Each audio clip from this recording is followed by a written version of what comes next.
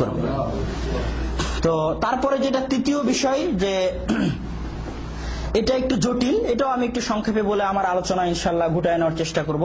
যে এটা আপনারা অনেকেই জানতেও পারেন, অনেকেই নাও জানতে পারেন। এটা আমার নতুন অভিজ্ঞতা হয়েছে দারুল উলুম দেওবন্দে পড়ার ফলে, যে হাদিস এবং সুন্নাতের মধ্যে পার্থক্য করা।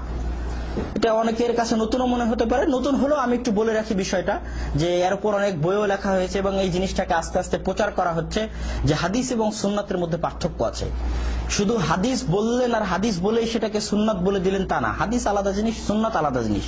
দলিল তিরমিজি শরীফা হাদিস, তিরমিজিতে হাদিস আছে রাসূল সাল্লাল্লাহু আলাইহি ওয়াসাল্লাম একদা দাঁড়িয়ে থেকে পেশাব করলেন, হাদিস সহিহ। আতা সুবাতাতা কওমিন ফাবালা কায়মান। তো আপনি কি দাঁড়িয়ে থেকে পেশাব করা কি সুন্নাত বলবেন? সুন্নাত তো বলবেন না, কিন্তু হাদিস তো। তাহলে হাদিস আর সুন্নাতের মধ্যে পার্থক্য হয়ে গেল। তো এই দলিল তারা দেয় এবং দিয়ে বলে যে রাফুল ইয়াদাইনের হাদিস, এটা হাদিস, কিন্তু এটা সুন্নাত কে বলেছে?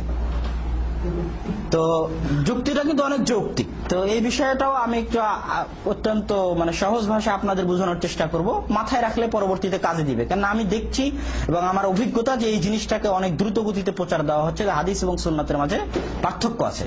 এর আহলুল হাদিস আহলুস সুন্নাত নয়, আহলুস সুন্নাত আলাদা। তো একটা হাদিস যখন রাসূল সাল্লাল্লাহু আলাইহি ওয়াসাল্লামের মুখ থেকে নির্গত হয়, আমি মনে করেন রাসূল সাল্লাল্লাহু আলাইহি ওয়াসাল্লামের সামনে আছি বা আপনি রাসূল সাল্লাল্লাহু আলাইহি ওয়াসাল্লামের সামনে আছেন, তিনি আপনাকে বলছেন বা আমাকে বলছেন এই তুমি দাঁড়াও বা যাও, তুমি 2 রাকাত সালাত আদায় করো। তখন যদি আপনি এই কথাকে অস্বীকার করেন, 2 রাকাত সালাত আদায় না করেন, তাহলে উম্মতের ঐক্যমত যে আপনি কাফের।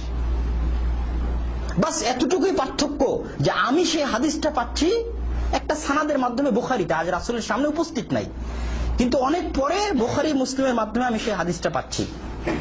কিন্তু রাসূলের সামনে যদি থাকতেন তাহলে কি আপনি এই কথা অস্বীকার করতে পারতেন? তো রাসূলের মুখ দিয়ে নির্গত প্রতিটি বাক্যই ইসলামী শরীয়তের মধ্যে ক্ষমতা প্রয়োগ করার অধিকার রাখে। রাসূলের মুখ দিয়ে নির্গত প্রতিটি বাক্যই ইসলামী শরীয়তের মধ্যে ক্ষমতা প্রয়োগের অধিকার রাখে।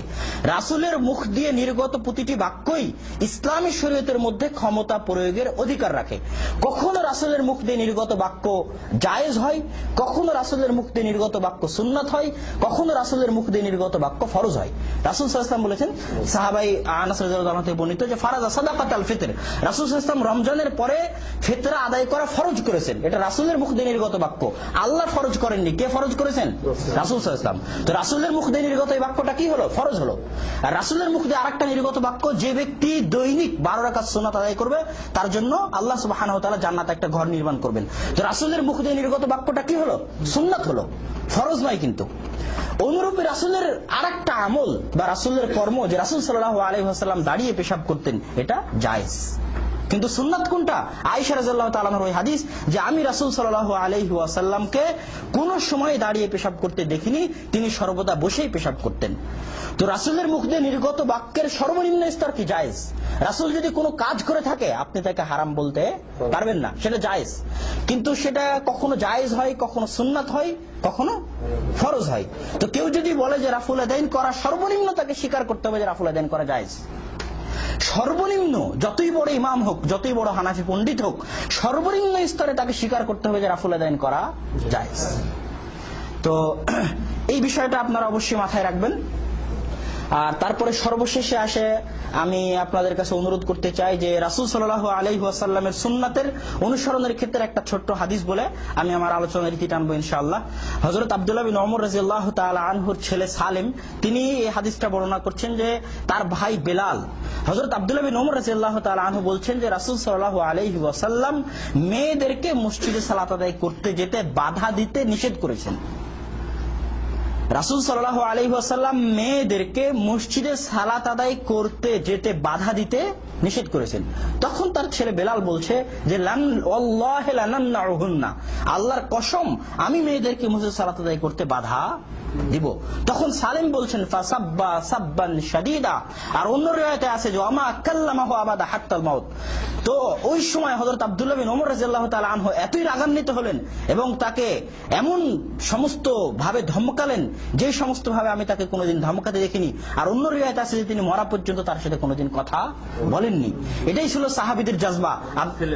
তার ছেলে এটা তার ছেলে, যার সাথে তিনি কথা বলেননি। আব্দুল্লাহ বিন ওমর রাদিয়াল্লাহু তাআলা আনহু সম্পর্কে ইতিহাসে পাওয়া যায় যে আব্দুল্লাহ বিন ওমর রাদিয়াল্লাহু তাআলা আনহু রাসূল সাল্লাল্লাহু আলাইহি ওয়াসাল্লামের সুন্নাতের এতই অনুসরণ করতেন যে রাসূল সাল্লাল্লাহু আলাইহি ওয়াসাল্লাম যাত্রাপথে রাস্তায় যেখানে শুয়েছেন আব্দুল্লাহ বিন ওমর সুন্নাতের অনুসরণে ওখানেই শুতেন। রাসূল সাল্লাল্লাহু আলাইহি ওয়াসাল্লাম যাত্রাপথে যেখানে বসে পেশাব করেছেন, ওনার পেশাবের চাপ না লাগলো ওখানে ওইভাবে বসতেন, তারপরে সেখান থেকে উঠে। এটা ইতিহাসে পাওয়া যায় এবং অনেক সালাফি সালেহিন আব্দুল্লাহ বিন ওমর রাদিয়াল্লাহু তাআলা আনহুর পক্ষ থেকে এটা বর্ণনা করেছে। তো এটাই ছিল সাহাবীদের সুন্নাতের অনুসরণের জজবা। আর ইমাম তিরমিজি রাহিমাহুল্লাহর একটা কথা বলে আমি শেষ করব, যেটা অন্তরে অনুভব করবেন, যে ইমাম তিরমিজি রাহিমাহুল্লাহ তার তিরমিজি সম্পর্কে বলছেন যে এই তিরমিজি ইন কানাত তিরমিজি ফি বাইতি আহাদ, কারো বাড়িতে যদি তিরমিজি থাকে ফাকান্নান নবী সাল্লাল্লাহু আলাইহি ওয়াসাল্লাম ইয়াতাকাল্লামু ফি বাইতিহি, রাসূল সাল্লাল্লাহু আলাইহি ওয়াসাল্লাম যেন তার বাড়িতে কথা বলছে। তো বুখারী, মুসলিম, তিরমিজি এগুলোতে রাসূলের কথা আছে। আব্দুল্লাহ বিন মুবারক রাদিয়াল্লাহু রাহিমাহুল্লাহ থেকে বর্ণনা পাওয়া যায় যে তিনি যখনই হাদিস মুতালা করে আসতেন তখন তাকে জিজ্ঞেস করা হতো আপনি কোথায় ছিলেন? তো আমি রাসূলের সাথে ছিলাম। তা হাদিস মুতালা করলে কার সাথে থাকে? রাসূলের সাথে থাকে।